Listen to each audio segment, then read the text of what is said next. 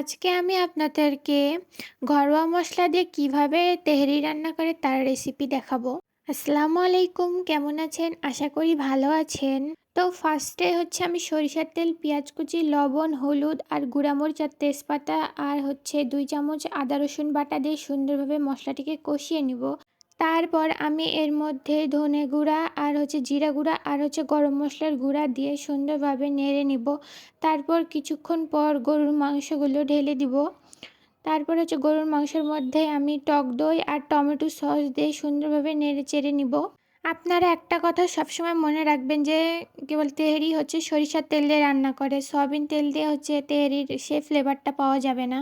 এবার হচ্ছে আমি কাঁচামরিচ কয়েকটা দিয়ে হচ্ছে ঢাকনা দিয়ে ঢেকে দিব। প্রায় 40 মিনিট পর আমি ঢাকনাটি তুলে আর একটু নেড়ে চেড়ে নিব। আমাদের মাংসটি প্রায় সিদ্ধ হয়ে গেছে।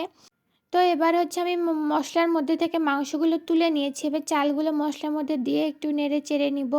নেড়ে চেড়ে নেওয়ার পরে এর মধ্যে আমি হচ্ছে আবার কয়েকটা গরম মশলা দিব। আর গরম মশলা দেওয়ার পর হচ্ছে আমি মাংসগুলো ঢেলে দেবো, দিয়ে একটু নেড়ে নিব। নেড়ে নেওয়ার পরে হচ্ছে আমি এখানে 3 পোয়া চাল নিয়েছি, তো এখানে 6 কাপ পানি দিতে হবে। তো আমি এখানে 6 কাপ পানি গরম করে নিয়েছিলাম। তো গরম পানিগুলো দিয়ে একটু লবণ আর কাঁচামরিচ দিয়ে দিব। আর হচ্ছে একটু দুধ দিয়ে দিয়েছি যাতে একটু টেস্টি লাগে। দিয়ে হচ্ছে 10 মিনিটের মতো আমি ঢাকনা দিয়ে ঢেকে রেখেছি। 10 মিনিট পর আমার বিরিয়ানিটা হয়ে গেছে। এবার হচ্ছে আমি বেরেস্তা দিয়ে দিব। বেরেস্তা দিয়ে একটু নেড়ে চেড়ে নেব। দিয়ে আমাদের বিরিয়ানিটা হয়ে গেছে। এবার হচ্ছে আমি বিরিয়ানিটিকে পরিবেশন করব।